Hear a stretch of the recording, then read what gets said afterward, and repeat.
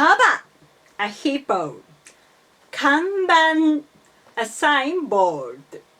Please notice that has one moral. If you use English with this Japanese sometimes we might not understand what you're saying. For example, where is the signboard? 看板はどこですか? Where is the signboard? If you say this phrase with English, 看板はどこですか? Some old Japanese people might not understand it. うちにカバはいません。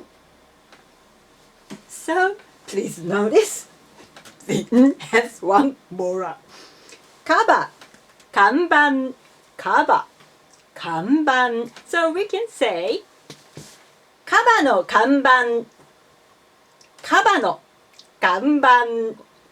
Kaba no kanban can mean a signboard which a hippo owns, or a signboard which shows the location of the hippos in the zoo, or a signboard which is shaped like a hippo, or a signboard for a shop whose name is Hippo. Don't worry about it too much. This is just an exercise for the Japanese speech accent. Good luck with your studies. 頑張ってください。